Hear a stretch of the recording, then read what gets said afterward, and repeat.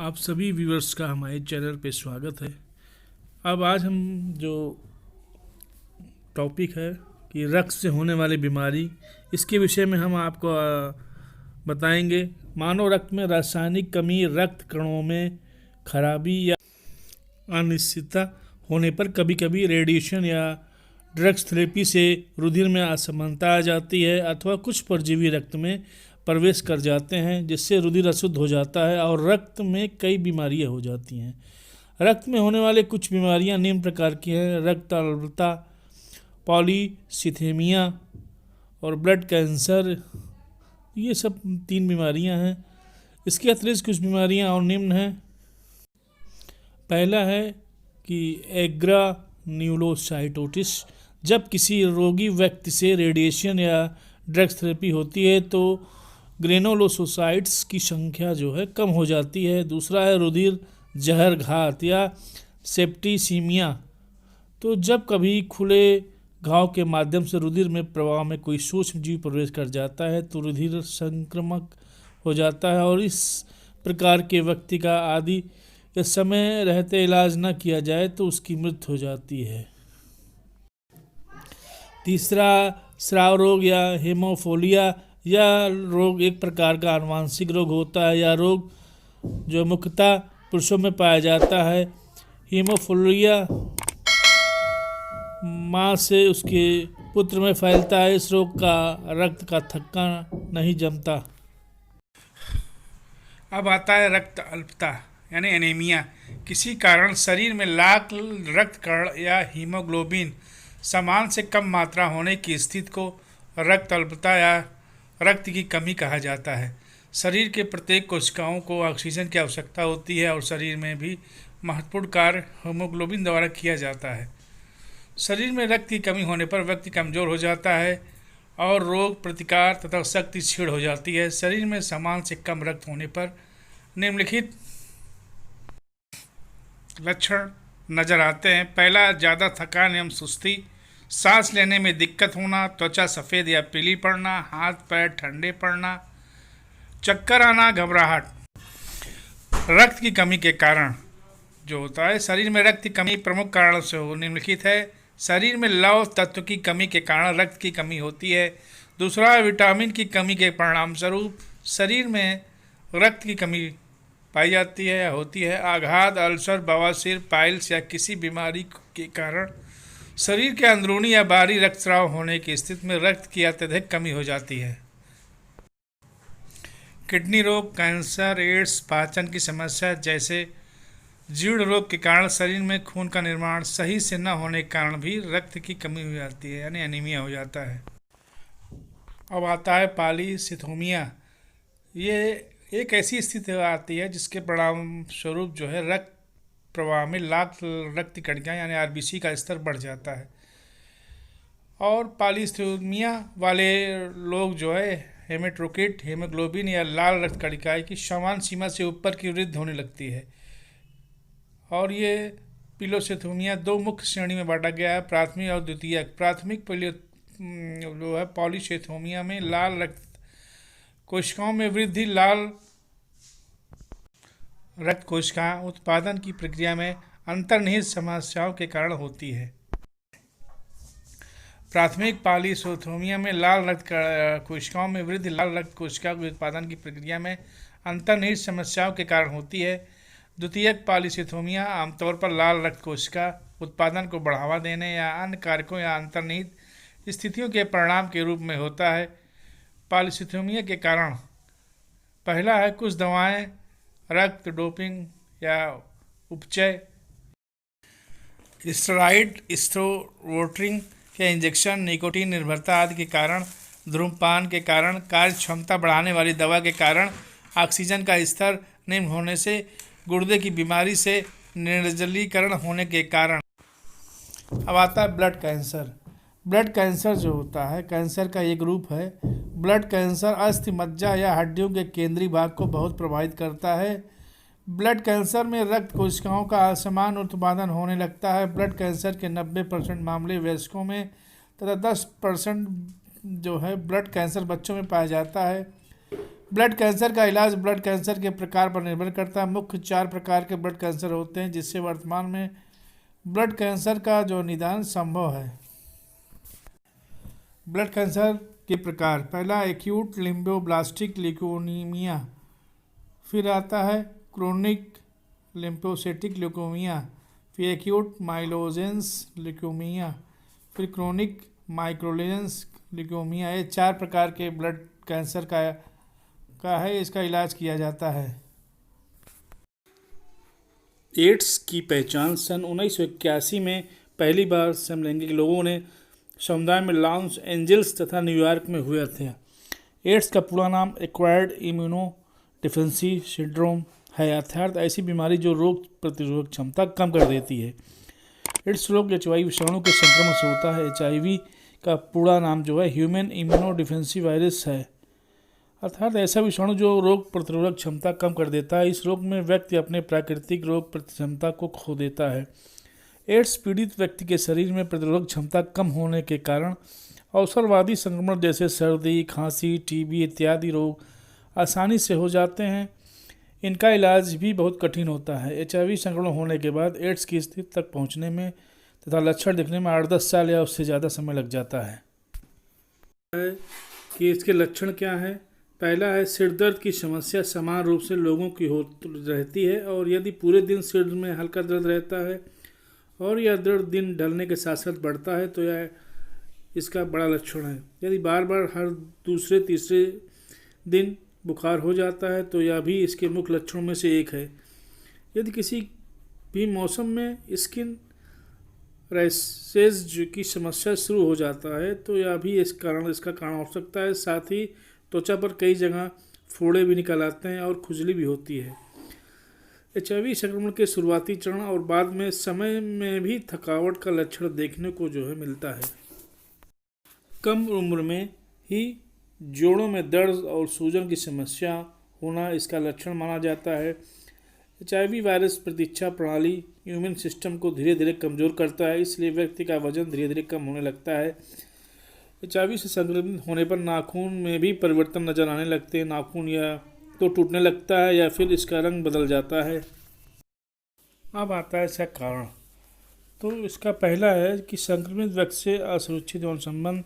संक्रमित इंजेक्शन को दूसरे व्यक्ति के शरीर में लगाने से, एड्स संक्रमित रक्तदान से और एड्स पीड़ित माँ के द्वारा जन्म लेने वाले बच्चे को दाढ़ी बनाते समय, टैटू बनवाते समय और शरीर में कोई छेद करते समय उपयोग में लाई जाने वाली जो सुई या ब्लेड इत्यादि सामग्री HIV विषाणु से संक्रमित होने पर। अब आता है कि एड्स से रोकथाम या बचाव। तो पहला है सदैव सरकार द्वारा प्रमाणित रक्त की प्राप्त करें, क्योंकि इस रक्त का एड्स परीक्षण होता है। प्रयोगों की गई सुइयों का पुनः प्रयोग नहीं करना चाहिए। एड्स रोगी स्त्री का गर्भधारण नहीं करना चाहिए। महिला का गर्भधारण संबंधी परामर्श उपलब्ध होने चाहिए। अपनी और अपनी साथी का HIV परीक्षण कराना चाहिए। अपने यौन साथियों की संख्या को सीमित रखना चाहिए, और यदि एक HIV पॉजिटिव हो तो चिकित्सक के निर्देश के अनुसार अपनी दवा लें और अपने साथी में से प्रसारित करने में या से खतरे से बचें। अब आता है एड्स का निदान। इसमें निदान के लिए हम विविध प्रकार की जांच करते हैं।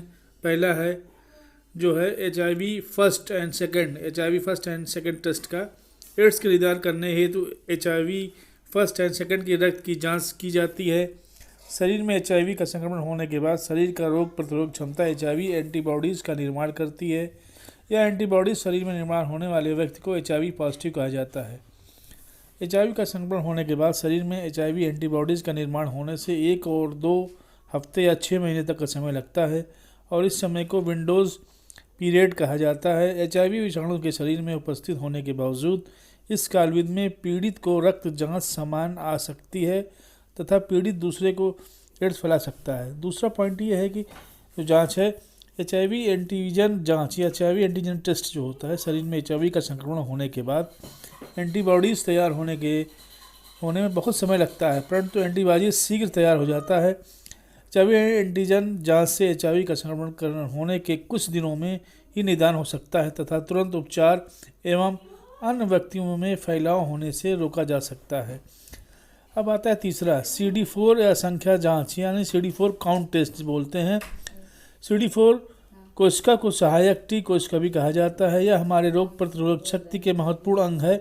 समान स्वस्थ व्यक्ति में CD4 कोशिकाओं की संख्या 500 से 1500 ml तक होती है।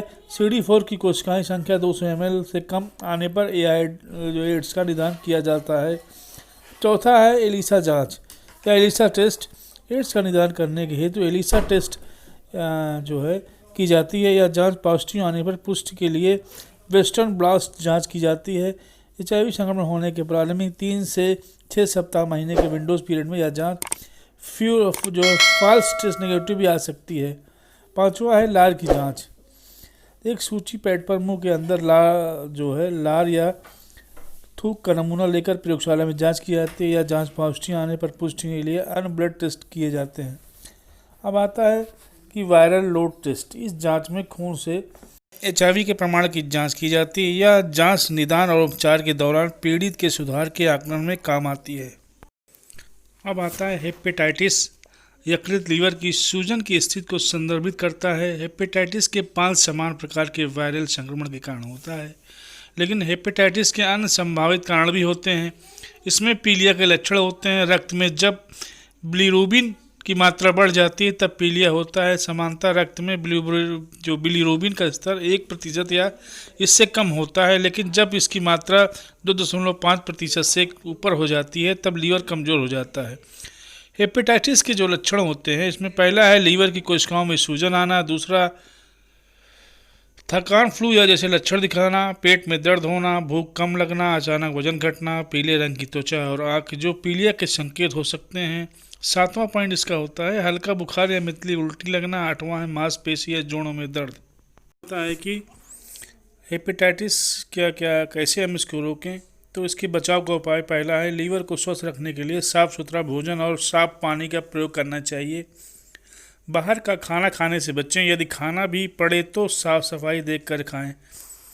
हेपेटाइटिस A का ज़रूर टीका लगवाना चाहिए। किसी भी दूसरे की सुई, रेजर या टूथब्रश इस्तेमाल नहीं करना चाहिए।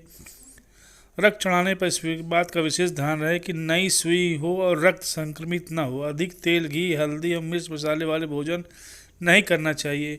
हरी पत्तेदार सब्जियां खानी चाहिए। अब आते हैं हेपेटाइटिस के प्रकार।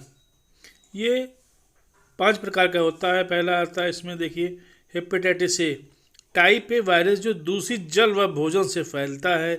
हेपेटाइटिस B, टाइप B जो है वायरस इंजेक्शन, संक्रमित खून दिए जाने से या यौन संपर्क से फैलता है, ठीक कैसे जैसे एड्स फैलता है। हेपेटाइटिस C, टाइप C जो है वायरस भी इंजेक्शन, रक्त दिए जाने या यौन संपर्क से फैलता है।